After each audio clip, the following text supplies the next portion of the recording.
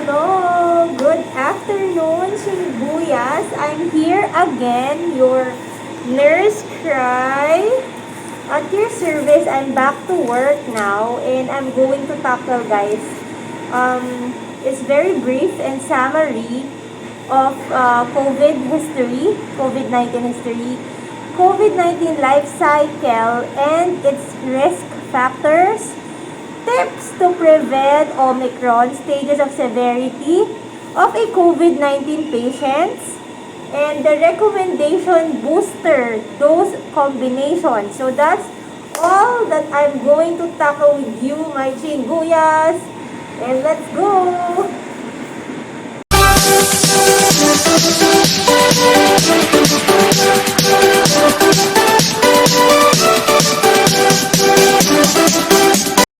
And yan, mga chingguyas, I'm alive, thinking now, back to work, mga chingguyas. And like I said on my intro, guys, we're going to tackle about the symptoms of this COVID-19. It's history, guys. Yung history niya in a brief manner, summary natin yun, mga chingguyas.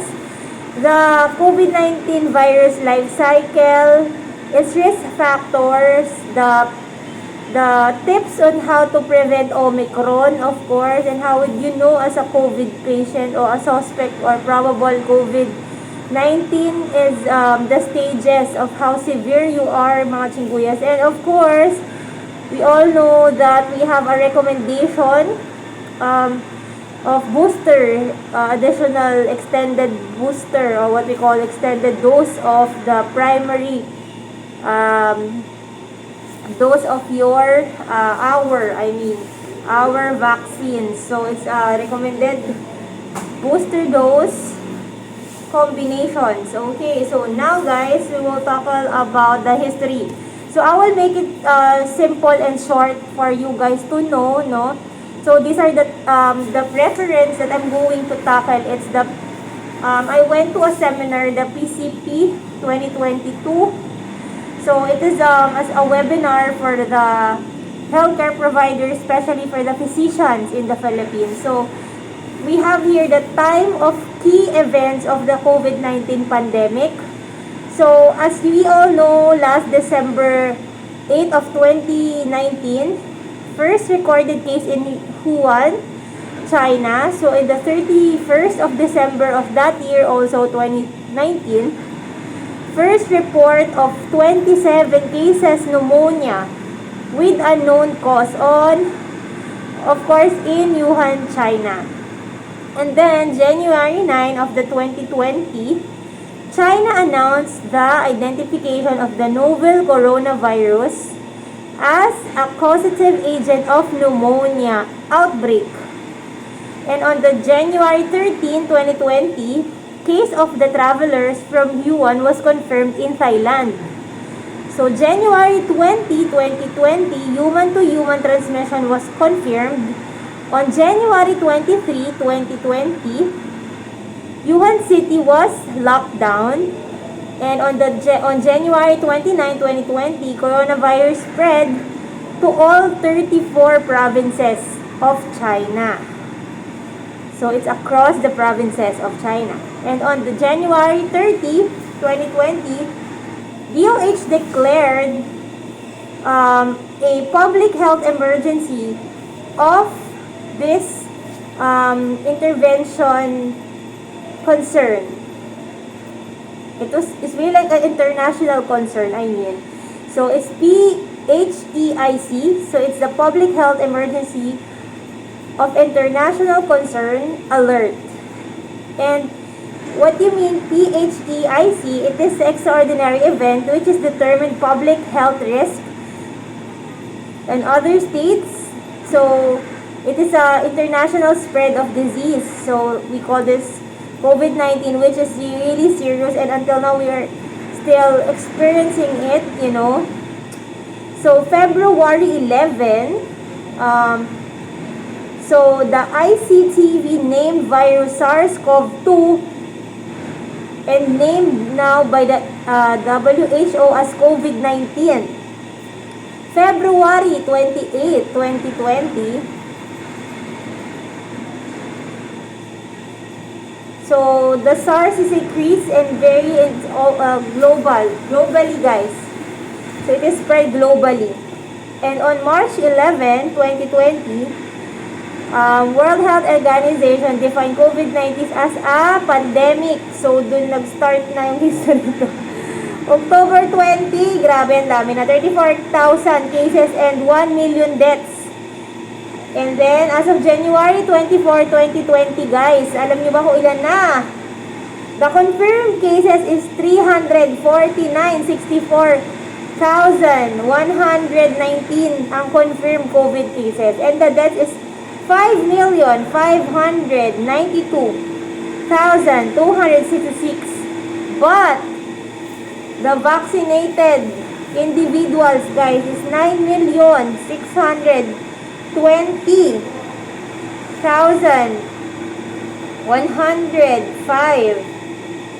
So, ganun yung mga na-vaccina na natin as of January 24, 2022. So, as you all know, I discussed before the variants, right? The Alpha, the Beta, the Gamma, the Delta, and the Omicron. Okay, so I was just going to tackle about the Omicron, no? Because ito yung parang rampant sa atin ngayon, mga chingguyas. Because Omicron is Botswana, it's in South Africa. Doon siya nag-originate. So apparently, replication nito nung Delta, and it's an advantage of parang nag-evolve na siya, ano guys, mga chingguyas. So, but it's fast and contagious, but it has lower risk of severe disease, si Omicron. So, we have the viral cycle, guys. Okay? For example, diba, you could see naman kasi si Omicron, diba, circle siya ng mga spike, si COVID. So, yung entry niyan, guys, is entry to the membrane, no? Mag-fusion siya. So, let me do it in a layman's term kasi it will be like difficult for everyone to understand what I'm talking. So, once the virus enter a cell, for example, di ba, ang entry point ng COVID is ilong, bibig, right? So, whenever it is, the virus fuses with a vesicle and its RNA is released, viral RNA transmitted into the protein, the virus assembly, the virus releases. So, the spike is attached to the cells, no? To help it replicate. Ganun yung nangyayari. So, when you say kasi mutation, so this means that the changes in sequence byproduct of the virus is replication. When you say naman it's variant, so it's in different sequence. So, nag-iba na siya. Parang nagdagdag, nag-evolve. Parang gano'n mga chingguyas. Yung virus, okay? And now, let me go to our tips. Of course, alam kong ito yung inaabangan nyo, mga chingguyas, about the tips of how to prevent Omicron. So, we have here, they said, bagong virus, variant, parehong iwasan because we have Delta and Omicron, right? So, we have apat dapat meaning the health, according to Health Professional Alliance Against COVID, that is apat means air circulation and ventilation. We have physical distancing 1 meter or more. A stands for always face shield, face mask, and T, time to interact less than 30 minutes. So, that's the most important thing to do. So, the infection control, of course, we all know that we have to use protective gears, PPEs, most especially if you're working in the hospital like me. We have to avoid the 3 C's. What are the 3 C's, mga chingguyas? 3 C's is crowded places, meaning there are many people. Close contact, meaning close range of conversation. You would notice, sabi, bakit ganun? Ano naman, nasa open space naman, bakit nagkaroon ng problem, nagkaroon ng COVID? Nasa restaurant, open air naman. Yeah, it's open air, but you have to consider, like for example, open air nga, magkakatabi naman yung tables. So, whenever you speak, syempre yung laway, ganyan, magkakatabi. So, we have to avoid that, close contact. in a setting that is confined and closed, okay? Next, we have to go to the settings, no? Confined, closed area spaces. We have to do, what is the best example? Of course, club is not open, but, you know, that's the one example, no? Yung like, poor yung ventilation. I could say, siguro pwede yan, yung mga FX, diba? Kasi, confined siya. Confined, ibig sabihin, sobrang poor yung ventilation. Singuyas, we will continue about our tips to prevent Omicron. No? In every variant naman, we have here the Swiss cheese respiratory virus pandemic disease. Ano? So, what we're going to do here is our defense on this variants. So, it's Swiss cheese respiratory virus pandemic defense. So, first, we have to have a physical distancing. We all know that. Hand washing, cough etiquette. We need to avoid touching our face every time that we're out of the house or we're in a different place. If crowded, limit ourselves the time, no, that we were going to stay there. Fast and sensitive testing and tracing. We also need ventilation, outdoor air filtration. So if you have like windows at your house, much better to open it than a closed area or with air condition, ganyan. Government messaging and financial support, of course. Next is the quarantine and isolation and vaccines. Of course, very important, the vaccines. Okay, so we're going to go next. The risk factor. Oh my gosh, what is going on? So what are the risk factors? Of course, you all know that age is a risk factor if you're adult or if you're super young.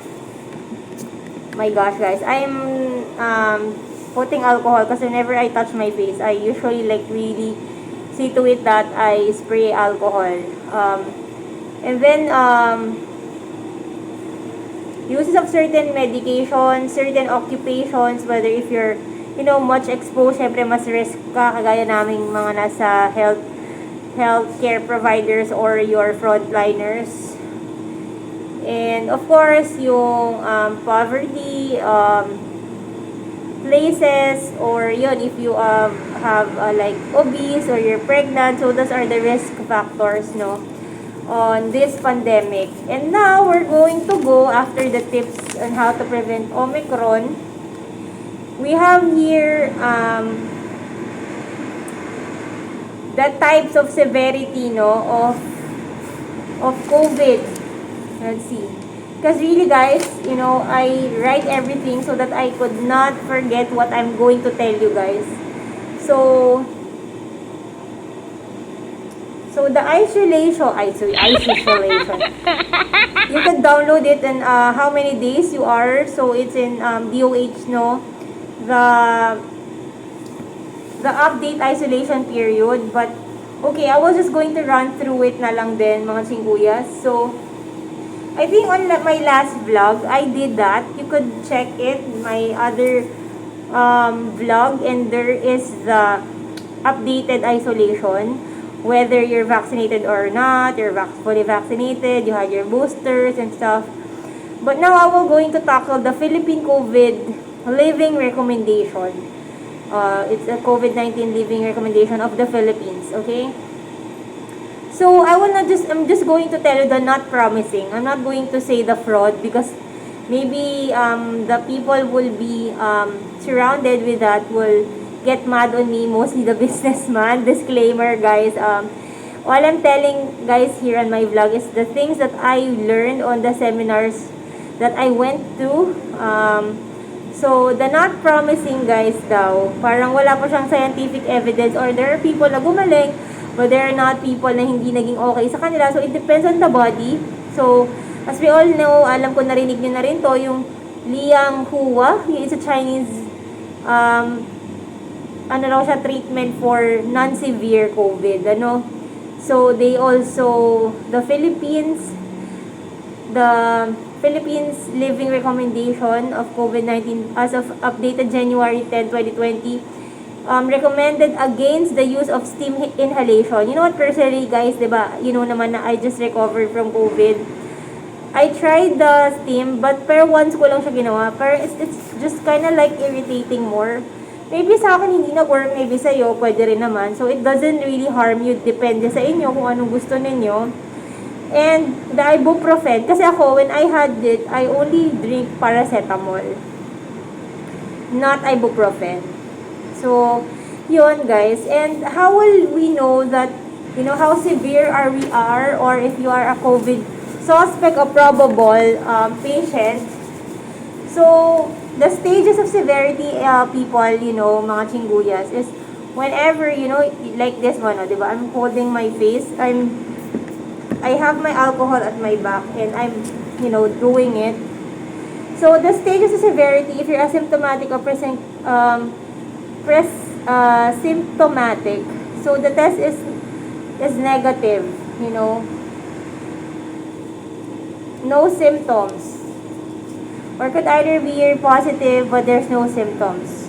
If you're mild illness, guys, mga chingguyas, like you have fever, cough, taste, smell, and no dyspnea, or dyspnea meaning there's no difficulty of breathing. When you're moderate, like on my case when I had COVID, moderate illness guys, because my saturation is 94, it turns like that.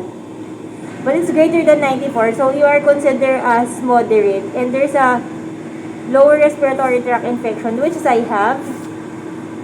When we say severe illness, mga chingguyas, the oxygen saturation that you have in your body is less than 94%. So, yun yung 93% ka na.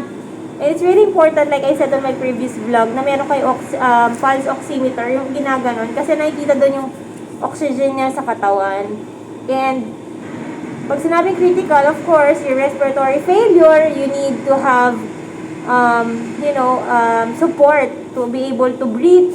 And, you know, you have multiple organ failure. So, that's the reason why. And now, last na to mga chingguyas. My God, ang haba-haba na lang pinag-uusapan natin. The recommended booster dose combination. So, maybe you will ask, ano ba yung